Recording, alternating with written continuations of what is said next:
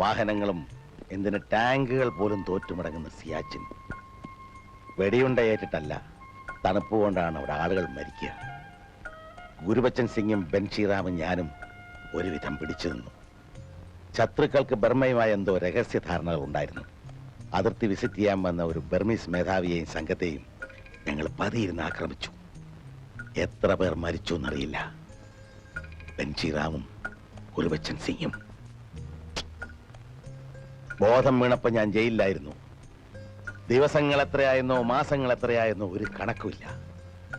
കിടക്കുന്നത് ബർമയിലാണെന്ന് അറിഞ്ഞത് പോലും 13 വർഷങ്ങൾക്ക് ശേഷമായിരുന്നു. ഇതുവരെ ഇവിടെ ആരെയും കാണിച്ചിട്ടില്ലാത്ത ഒരു കാര്യം ഞാൻ കുര്യച്ചന് കാണിച്ചുതരാം. അവസാനമായി ഞാൻ ഈ നാട്ടിൽ നിന്ന് പോയപ്പോ കൂടെ കൊണ്ടുപോയതാണിത്.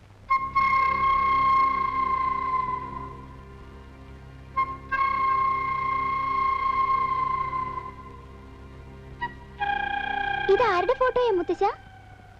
നോക്കട്ടെ. ഇതിന്റെ ബാക്കി ഭാഗം ഞാൻ എവിടെയോ കണ്ടിട്ടുണ്ടല്ലോ. ആ, 1 മിനിറ്റ്.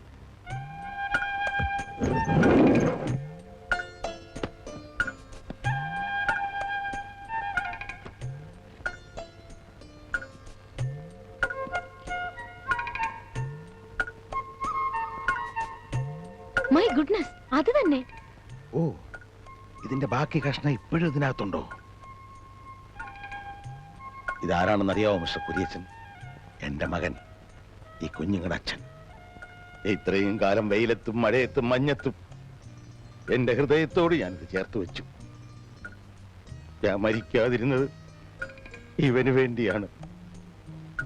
എല്ലാ യാതനകളും സഹിച്ചത് ഇവനെ ഒരു നോക്ക് കാണാം എന്ന പ്രതീക്ഷയോടെയാണ്.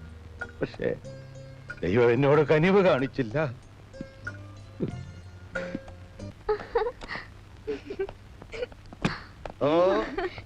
കലക്കി അങ്കിൾ, കലക്കി.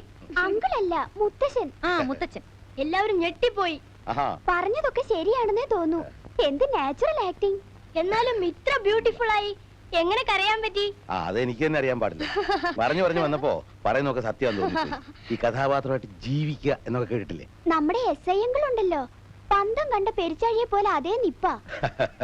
ഇനിയുണ്ടല്ലോ അങ്കിൾ. അങ്കിൾ അല്ലെന്നേ, മുത്തച്ഛൻ. അതെ മുത്തച്ഛ, ഒന്നും നോക്കാനില്ല.